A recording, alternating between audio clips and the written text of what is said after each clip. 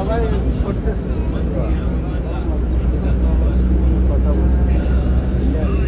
কথা বলতে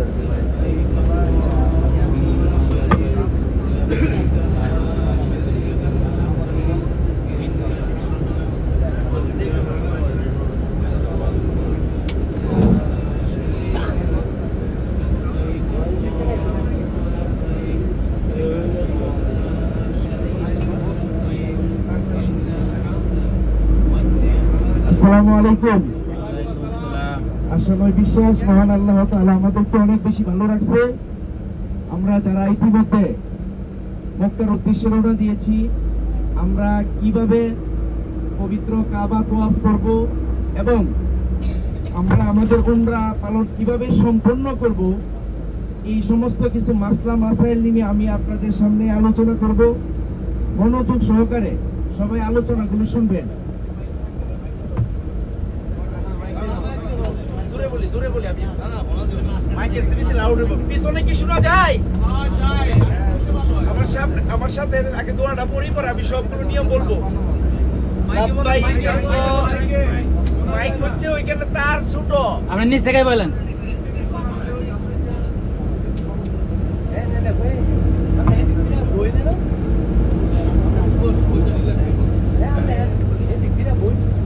লাব্বাইক আল্লাহুম্মা লাব্বাইক লাব্বাইক লা শারীকা লাক লাব্বাইক ইন্নাল হামদা ওয়ান নি'মাতা লাকা ওয়াল মুলক লাব্বাইক লা শারীকা লাক লাব্বাইক আল্লাহুম্মা লাব্বাইক لبيك اللهم لبيك لبيك لا شريك لك لبيك إن الحمد والنعمة لك والملك لا شريك لك। আমরা সর্বপ্রথম আমাদের যে হোটেল নির্ধারণ করা রয়েছে, আমরা হোটেলে উঠব। হোটেলে উঠে আমরা সুন্দরভাবে আমাদের যে জরুরত ইস্তেঞ্জা রয়েছে, ওয়াশরুম সেরে আমরা খুব মনোযোগের সাথে উযু করব। উযু করার সময় আমাদের উযুর যে অঙ্গ প্রত্যঙ্গগুলো রয়েছে, এগুলো যেন চুল পরিমাণ জায়গা শুকনো না থাকে। অনেকে তাড়াহুড়া করার কারণে শুকনো থাকে। যদি চুল পরিমাণ জায়গা শুকনো থাকে তাহলে কিন্তু উযু হবে না। এই জন্য আমরা খুব খেয়াল করি, কারণ আমরা চাইলেই কিন্তু বারবার মক্কা মদিনা আসতে পারবো না। এটা কিন্তু মালিবাগ না যে আপনি ওই খুলনা থেকে রাজশাহী থেকে চলে আসবেন। এটা আল্লাহর কবুলের ব্যাপার আছে, অনেক প্রসেসিং এর বিষয় আছে। সুতরাং আমরা চমৎকার ভাবে মনোযোগের সাথে উযু করে ইহরামের কাপড় আমরা যেভাবে পরা আছি, অনেকে কিন্তু চাদরের মতো পরি।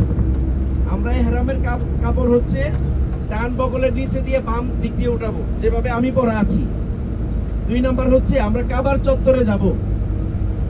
তাকবীর পড়তে পড়তে আমরা কাবার চত্বরে যাব। কাবার চত্বরে যেয়ে আমরা 2 রাকাত নামাজ আদায় করব। দুহুলুল মসজিদ 2 রাকাত নামাজ আদায় করার পরে আমরা কাবার ভিতরে ঢুকবো। তখন আমাদের চোখের সামনে কাবা শরীফ দৃষ্টিগোচর হবে। তখন আমরা কাবা শরীফের দিকে তৃপ্তি সহকারে তাকিয়ে থাকবো এবং আমাদের মনের যে নুনাজারি বা তামান্না রয়েছে সেটা মহান রব্বুল আলামিনের কাছে ব্যক্ত করব। কারণ প্রথম দর্শনে মনের যত আকুতি নিবেদন বিনোদন রয়েছে, ওই বিনোদন নিবেদন আল্লাহ তাআলা পূরণ করবে। তারপরে আমরা তওয়াফ শুরু করার জন্য রুকনে ইয়ামিন একটা জায়গা আছে, এটা সবুজ বাতি আছে, আপনারা গেলে দেখতে পারবেন। রুকনে ইয়ামিন আমরা কাবা শরীফকে বাম দিকে রেখে আমরা তওয়াফ শুরু করব। তওয়াফের সময় আমরা কাবা শরীফের দিকে তাকাবো না। তারপরে আমরা প্রথম 3 চক্কর রমল করব। রমল হচ্ছে আরবি শব্দ, বাংলা হচ্ছে দ্রুত গতিতে, একটু বাহাদুরের সাথে একটু বীর দর্পে আমরা 3টা চক্কর দিব। তারপরে আমরা 7 চক্কর শেষ করে আমরা হজরে আসওয়াদ পাথরে চুমা দেওয়ার জন্য প্রত্যেকটা ভাইকে বোনকে অবশ্যই বলবো, এখানে যদিও একটু শক্তি প্রয়োগ করতে হয়, কষ্ট হয়, খুব চৌকান্নতার সাথে আমরা হজরে আসওয়াদ পাথর স্পর্শ করব, সেখানে গুনাহ মাফ হওয়ার জন্য। হাদিস শরীফের মধ্যে আল্লাহ রাসূল সাল্লাল্লাহু আলাইহি সাল্লাম বলছে, আওকুফু সাআতিন ফি সাবিলিল্লাহ খায়রুম মিন ইবাদাতি ফি হজরিল আসওয়াদ ইলা লাইলাতুল কদর। বলছে লাইলাতুল কদরের সামনে দাঁড়ায় যে ব্যক্তি এরকম লাইলাতুল কদর এই হজরে আসওয়াদ পাথরকে ধরে আল্লাহর কাছে ক্ষমা প্রার্থনা করবে, আল্লাহ তাআলা বলেন মা তাকাদ্দামা মিন যামবি ওয়া মা তাআখার, তার জীবনের সামনের এবং পিছনের সমস্ত গুনাহ আল্লাহ মাফ করে দিবে। এজন্য আমরা হজরে আসওয়াদ পাথরকে স্পর্শ করব, চুমু খাবো, তারপরে তোয়াফ শেষ করে মাকামে ইব্রাহিম একটা জায়গা আছে, দেখবেন পুলিশরা এখানে ডিউটি দিতেছে, ওইখানে আমরা তাড়াহুড়া করব না, তাহলে পুলিশ কিন্তু আমাদের উপরে ক্ষিপ্ত হবে। ওইখানে আমরা মাকামে ইব্রাহিমে 2 রাকাত নামাজ পড়ব। এই যে তোয়াফের কাজ শেষ, তারপরে আমরা আস্তে আস্তে চলে যাব সাফা মারওয়া সাই করার জন্য। হাজেরা আলাইহিস সালাতু ওয়াস সালাম নবী ইসমাঈল আলাইহিস সালাতু ওয়াস সালামকে হৃদয় বিদারক ঘটনা আমরা সবাই কম বেশি জানি, কি বলেন জানি না? ইসমাঈল আলাইহিস সালামকে মরুভূমিতে রেখে আসছিল, তখন ইসমাঈল আলাইহিস সালামের তৃষ্ণার্ত পিপাসার্ত ছিল, পানি খাওয়ার মতো কোনো পরিবেশ ব্যবস্থা ছিল না। হাজেরা আলাইহিস সালাতু ওয়াস সালাম কি করছে? পানির জন্য সাফা থেকে মারওয়া, মারওয়া থেকে সাফা 7 চক্কর দিছে। তখন শিশু নবী ইসমাঈল আলাইহিস সালাতু ওয়াস সালামের পায়ের নাড়া লেগে পানির ফুয়ারা জারি হয়ে গেছে, মাটি ফেটে ঝর্ণার মতো নিচ থেকে পানি প্রবাহিত শুরু করলো। তখন পানি এত পরিমাণে বের হচ্ছে, হাজেরা আলাইহিস সালাতু ওয়াস সালাম বললেন জমজম। জমজম শব্দটা হচ্ছে সুরিয়ানি ভাষা, জমজমের বাংলা অর্থ হচ্ছে থামো।